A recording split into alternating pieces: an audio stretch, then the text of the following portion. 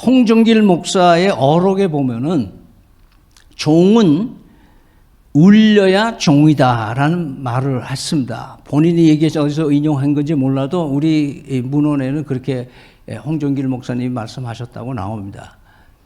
종은 아무리 금으로 보석으로 꾸며진 아름다운 종이라 할지라도 그 종을 땡그랑하고 동을 때려서 소리를 내지 않으면 종이 아니고 장식품이다 이런 거예요.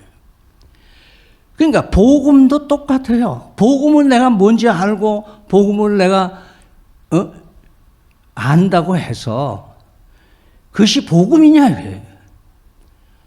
그래서 복음이 복음일 수 있으려면은 첫째는 뭐 해야 되냐? 믿어야 돼요. 복음을 믿을 때에 복음의 능력이 나타난다 이거예요. 믿지 않으면 그냥 놔두면 장식품이다 이거예요. 내가 복음을 누가 물어봤을 때 다 얘기하는 할 수는 있어도 내 마음으로 믿지 않으면 능력이 나타날 리가 없어요. 다음에는 이 복음이 내 입에서 다음 사람에게 전해질 때에 비로소 복음의 능력이 나타나는 거예요. 내가 그냥 가지고만 있어서 아무 의미가 없는 거예요. 복음이 다른 사람에게 전달될 때, 그래서 복음 전하지 않는 사람이 어떻게 믿으리요? 또 전하러 가는 사람이 어떻게 되냐? 아름다운 말을, 이 이야기는 복음을 전할 때에 비로소 복음의 능력이 나타난다고 말씀하고 있는 것이죠. 부흥의 이 결과, 대개 보면은 부흥한 곳에는 복음 전도가 일어난다 이렇게 표현을 하고 있어요. 그 이유는요, 예수 그리스도를 믿는 신앙인으로서 각성과 회개가 일어나면은 그 복음의 능력에 힘입어서 그 복음을 전하지 않으면 안 되는 갈급함이 일어나기 때문에 복음을 전하게 되고, 그리고 그 복음을 전할 결과에 의해서 예수 믿는 사람들이 나오고 교회가 부흥이 된다고 하는 것을 말씀드리는 겁니다. 자, 우리는 이 단계에서 과연 그러면 성령 하나님께서 이 어떤 사람을 통해서 복음이 전해지는가? 어떤 사람을 통해서 찬양을 받으시는가? 어떤 사람을 통해서 예배를 받으시는가? 이것을 한번 짚어보자는 거죠. 과연 어떤 사람들을 하나님께서 통해서 복음의 능력이 역사하는가? 첫째가 뭐예요? 구원받은 자. 내가 예수를 그리스도로 고백하는 신앙이 분명한 사람. 내가 사망에서 생명으로 옮겨진 보장을 받고 있는 사람. 그 사람이 구할 수가 있는 거예요. 여러분, 타이타닉호의 그 마지막 사람들이 물에 빠져서 죽어가는 것들을 쭉 보면은, 빠져 죽어가는 사람을 구할 수 있는 사람은 뭐예요? 내가 보트에 타 있든지 아니면 내가 부표에 내가 먼저 살아 있든지, 살아 있어야 죽어가는 사람을 구할 수 있다는 거예요.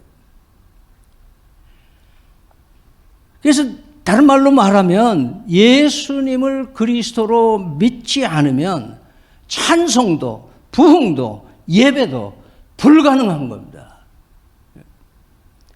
제가 동수대학교 처음 가니까 예배 의식을 가지고 전부 체불이 됐어요. 그래서 제가 설립자에게 말씀드렸어요.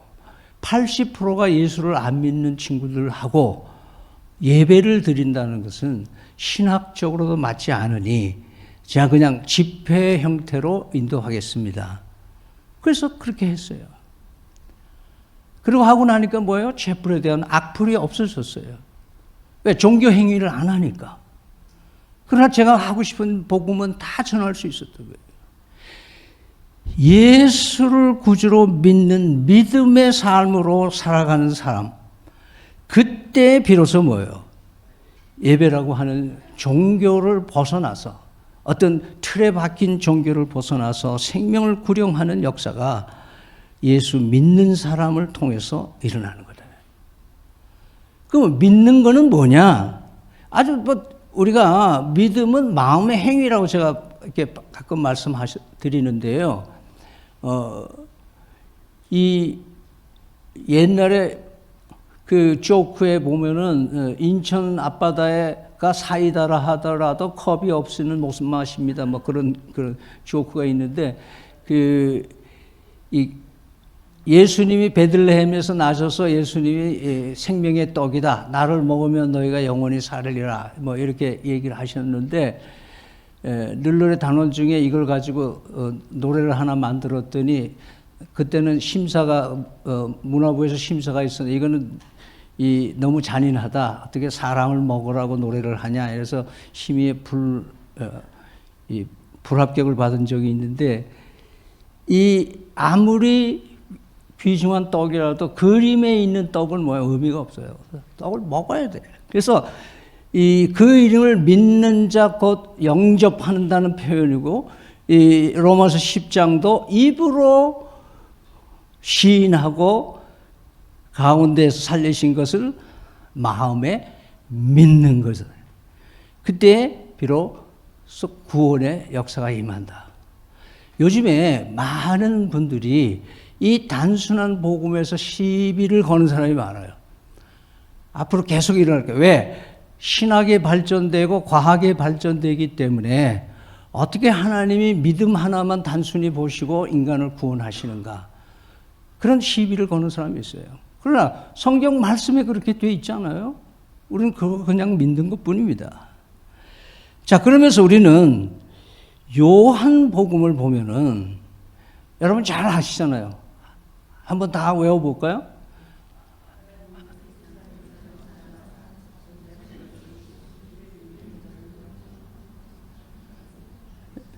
예. 아무리 초보라도 이 정도는 다 암기를 하실 걸로 알고 있는데, 여기서 우리는 제일 먼저 우리 한글 성경을 기준해서 얘기합니다. 제일 먼저 나오는 단어가 뭐예요? 하나님이에요. 우리의 의식과 생활의 모든 출발은 하나님으로부터 출발해야 되는 거예요. 사람 중심으로 생각하기 시작하면 꼬여서 헤어나지 못해요. 세상을, 즉 하나님 예수 그리스도를 모르고 죽어가는 이 모든 인류 사람들을 가리켜요. 그리고 이처럼 사랑했다고 하는 표현을, 이처럼 사랑했다고 하는 표현을 뭐라고 얘기하냐면 독생자, 자기 자신을 내어주시는, 십자가에 내어주시기까지 사랑하셨다. 그래서 요한 1서에 보면은 예수 그리스도께서 죽으심으로 우리는 그때야 하나님의 사랑을 알고, 그렇게 얘기했어요. 사랑이란 진실한 개념은 하나님이 아들 예수 그리스도를 십자가에 못 박혀 죽게 하시는 그 사랑만큼 우리를 사랑하셨기 때문에 그때야 비로소 우리는 사랑을 알고 하나님이 누구시라는 걸 깨달을 수가 있다. 그리고는 뭐예요? 믿는 자마다. 자, 영접하는 거와 믿는 거와는 거의가 동의어예요. 마음의 행위예요. 멸망치 않고 영생을 얻게 하려 하심이라. 자, 요거 멸망치 않고 영생을 얻게 하려 하심이라 대단히 중요한 대목이에요. 여러분, 대부분 많은 사람들은 이 그림처럼 예수를 믿을까? 믿지 않을까? 요거는 사탄의 전략이에요. 나는 지금 괜찮아. 근데 예수를 믿고 천국 갈까? 그러면 예수를 안 믿고 난 지옥 가도 돼. 그건 뭐예요? 지금은 괜찮잖아요. 그죠? 이건 성경에 이런 게 없어요. 성경에 이런 거 없어요. 예? 이런 게 없단 말이에요. 근데 아직도 우리 친구들 중에 여러분 가운데도 이리 갈까 저리 갈까 차라리 돌아갈까 뭐 하숙생 노릇처럼 사는 사람이 있는데 그렇지 않아요. 여러분, 우리는 살아있든지 죽어있든지 그냥 둘밖에 없어요. 멸망할 건지 살아있든지 둘 중에 하나란 말이에요. 그게 오늘 요한복음이 얘기하는 거예요. 독생자를 주시기까지 사랑하셨다는 그 위대한 요한복음 3장 16절을 통해서 여러분 대단한 것들을 복음이 얼마나 우리에게 능력 있게 역사하는 건가. 감히 우리가 멸망으로 살아가고 있는 죄 가운데 사망 가운데 이미 살아가고 있는 우리를 그리스도 안에서 새로운 차원의 요한복음 5장 24절에 내가 이르노니 내 말을 믿고 나 보내신 자를 믿으면은 영생을 얻었고 사망에 이르지 않으니 그런 표현을. 자, 그러면서 이런 얘기를 들으면요, 대개 우리는 세 가지 중에 하나를 택하는 것들을 볼 수가 있어요. 자, 하나는 뭐예요? 아, 그런 것도 있네. 알겠다. 그 수준으로 갈 수 있어요. 그 다음에 뭐예요? 웃기고 있네. 그러네. 근데 그래도 개 중에는 뭐예요? 야, 안 되겠다. 믿어야 안 되겠나? 이러면 당해요. 우리가 복음을 전하든가 내 주변에 있는 사람들은 이런 선택을 하고 있다고 생각하는데 앞에 1번, 2번은 마땅히 멸망 가운데 있는 것이고 3번을 선택하면 그 예수 그리스도를 마음문을 열고 영접하는 사람이기 때문에 그때부터 예수 그리스도가 내 안에 거하시고 내가 예수 안에 거하고 그리고 성령이 내 안에 거하시고 하나님이 내 안에 거하시기 때문에 걸어다니는 성전 임마누엘이 완성되는 완전체로 내 안에 거하시는 하나님이 우리 속에 거하시는 것이다. 이것이 영생의 차원입니다. 영생은 미래 사실에서 이루어지는 것이 아니고 지금 현재에서 잇대어지는 것이 영생이라고 얘기를 할 수가 있습니다. 자, 그러면서 앞에서 구원받는 자를 통해서 복음의 능력이 역사한다는 말씀을 지금까지 드렸고, 두 번째는 이 깨끗한 사람을 통해서 복음의 능력이 역사한다. 깨끗한 사람을. 바울 사도가 다음 세대인 디모데에게 간절히 편지를 쓴 부분에 2장 20절에서 21절에 이런 얘기를 합니다. 큰 집에는 금그릇, 은그릇, 나무그릇, 질그릇도 있어 귀하게 쓰는 것도 있고 천하게 쓰는 것도 있나니 누구든지 이런 것에서 자기를 깨끗하게 하면 귀히 쓰는 그릇도 되어 거룩하고 주인의 쓰심 합당하며 모든 선한 일에 준비함이 되리라.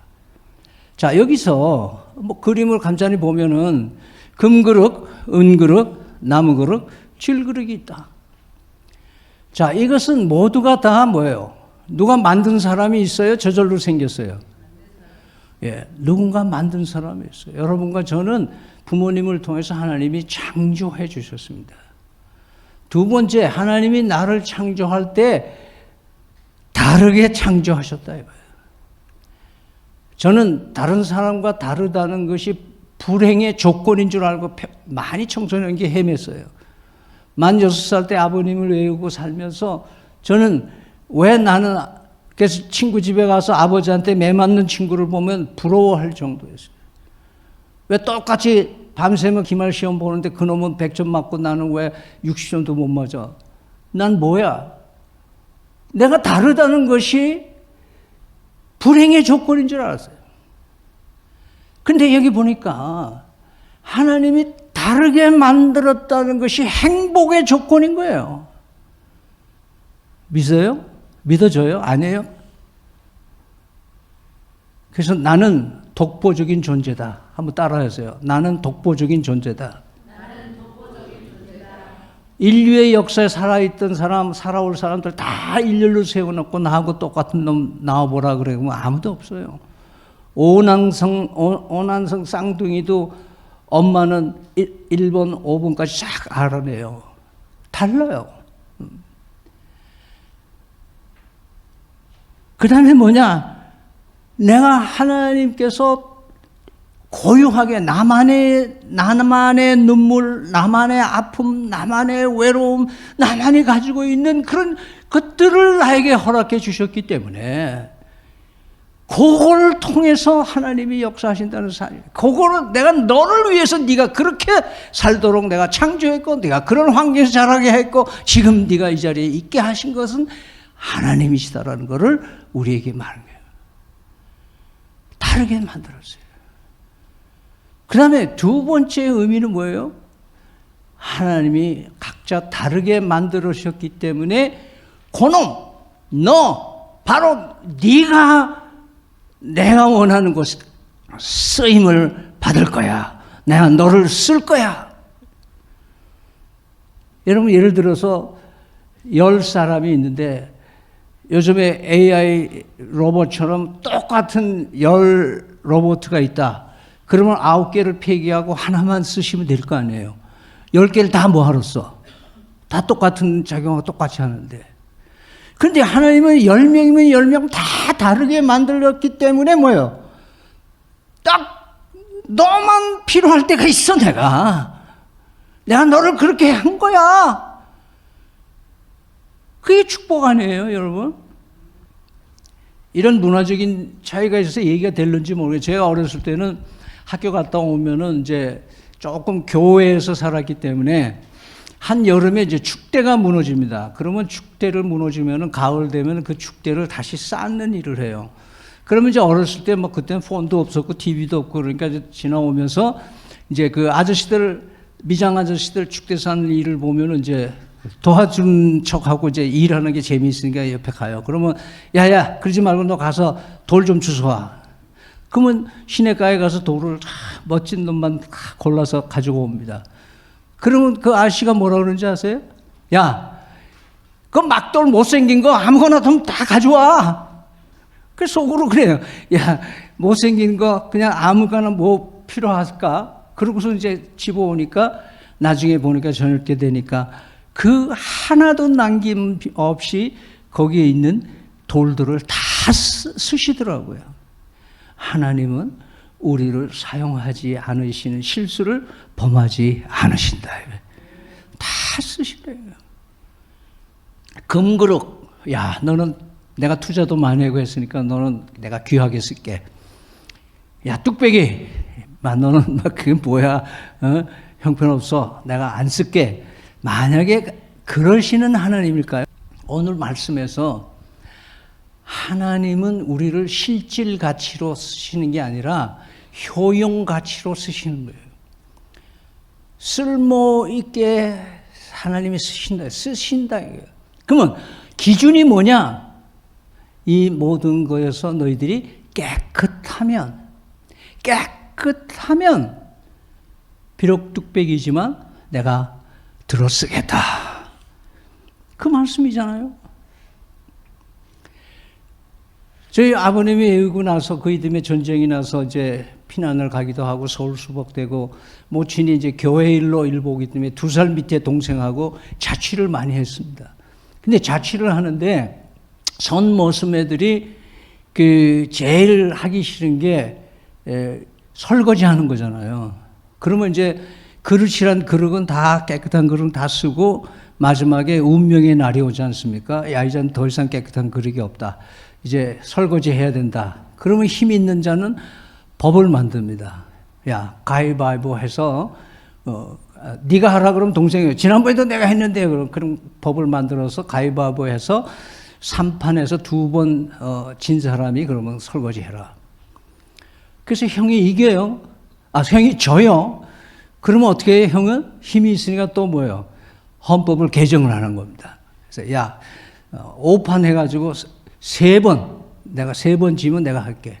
그래서 어떨 때는 3번 지면 제가 할 수 없이 설거지를 합니다. 여러분, 손 모습애들이 자취를 해도 더러운 그릇을 또 쓰고 또 쓰고 안 하게 되더라고요. 그런데 거룩하신 하나님이 나를 들어 쓰실 때에는 지가 아무리 똑똑하고 잘나가고 위대한 사람이라도 하나님은 지저분하면 안 쓰신다는 거예요. 그래서 찬양자, 예배자, 전도자, 동일선상에서 복음에 의해서 거듭날 뿐 아니라 깨끗한 사람을 하나님이 쓰시는 거예요. 나는 독보적인 존재예요. 그렇기 때문에 살맛이 나는 거예요. 다르기 때문에 행복한 거예요. 나이는 쓰임 받아요. 위대하게 쓰임 받지는 않을지도 몰라요. 그냥 구석에 뭐 청소나 하고 뭐 그럴 수도 있어요. 그렇다고 그것이 하나님이 나를 사용하지 않는다고 말할 수 있을까요?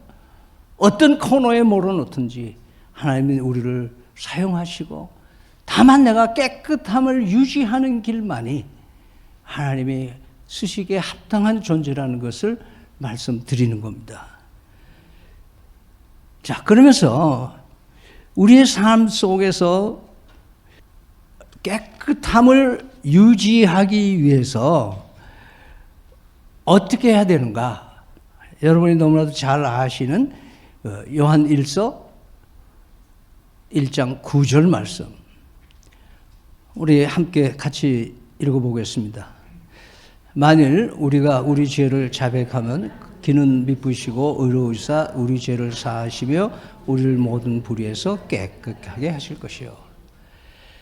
자, 여기서 자백이라는 말은, confess라는 말은 우리 사극에 보면은 사또한테 범행을 이제 잡혀온 사람들을 그 형방이 내 이놈, 네 죄를 알렸다, 이실 직고해라, 그렇게 얘기하죠. 그 말은 네가 행한 대로 다 그대로 아뢰라, 그 말이에요.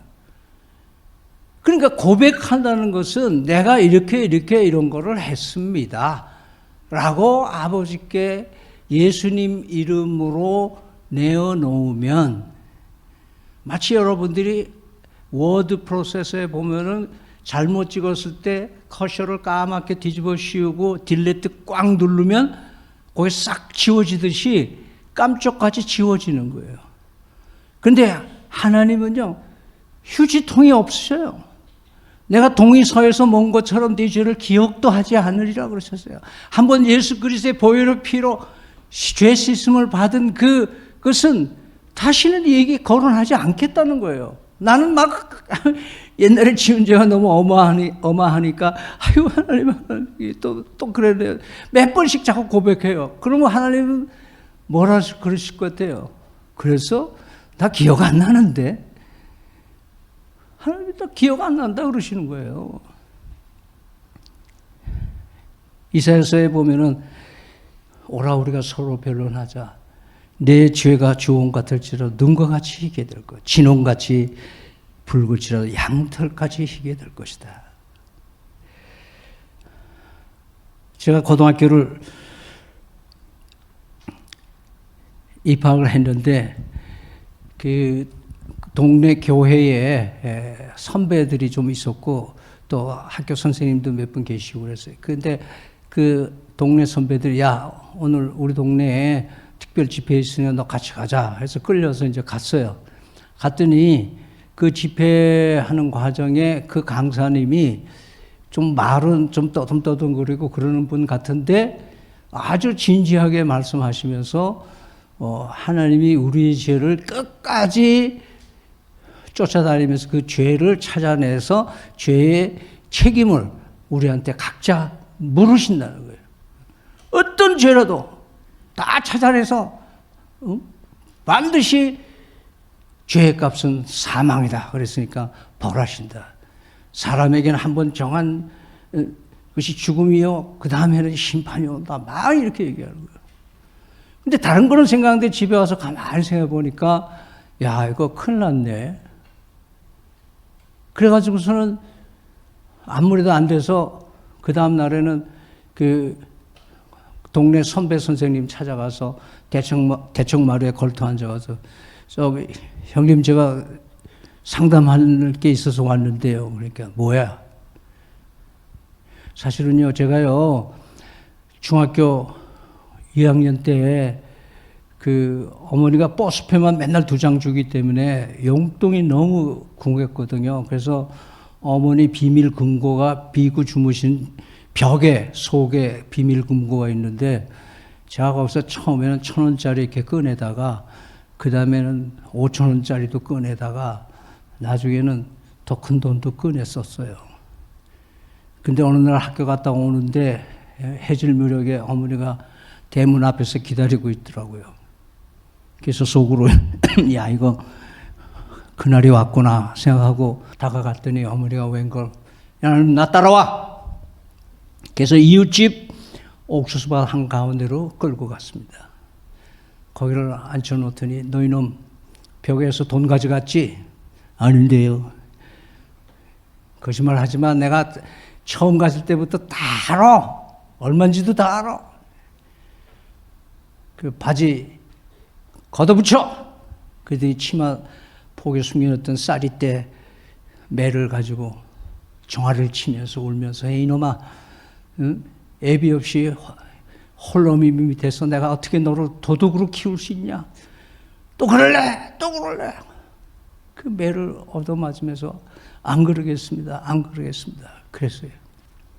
그 얘기를 선배한테 얘기했더니 선배가 갑자기 희죽희죽 웃는 겁니다.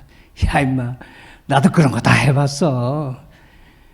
그러면서 의인은 없나니 하나도 없다.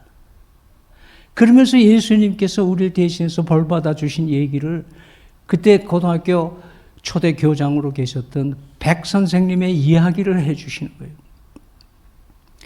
그 백 선생님은 별명이 맹물 선생님. 수업에 들어오시면은 이 아이들이 떠드는 거하고 관계없이 수업을 하시는 거예요.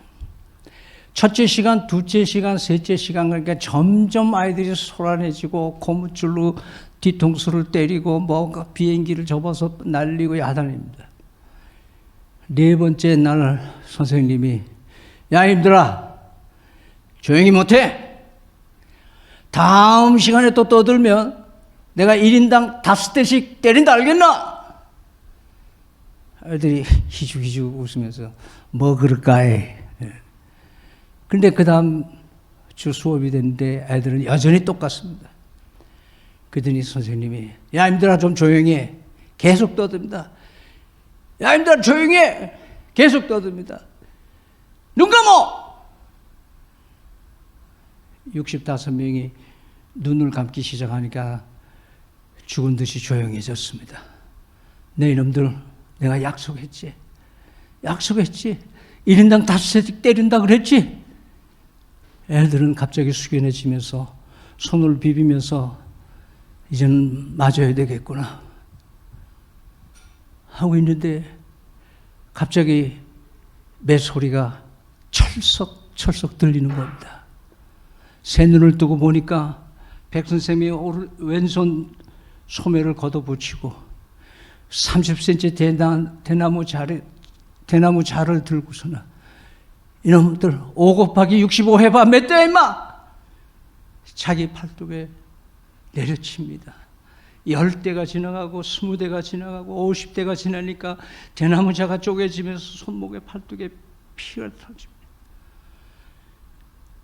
이제는 너희들 말 들을래? 속색일래? 결국 65명의 학생들이 모두가 눈물바다가 됐고 그날로 새로운 교실이 됐습니다. 기도하겠습니다. 그가 찔림은 우리의 허물 때문이요 그가 상함은 우리의 죄악 때문이라. 그가 징계를 받음으로 우리는 평화를 누리고 그가 채찍에 맞음으로 우리는 나음을 받았도다. 우리는 다 양 같아서 그릇 행하여 각기 제 길로 갔거늘 여호와께서는 우리 모두 죄악을 그에게 담당시켰노라. 사랑의 하나님 아버지, 예수 그리스도로 인하여 아버지라고 부를 수 있는 특권을 주셔서 감사합니다. 예수님이 그리스도로 믿어지는 역사가 우리 속에 일어나서 예배자로, 찬양자로, 전도자로 각자의 속한 곳에서 부흥의 불씨가 되게 하여 주시옵소서. 예수 그리스도의 이름으로 기도드립니다. 아멘.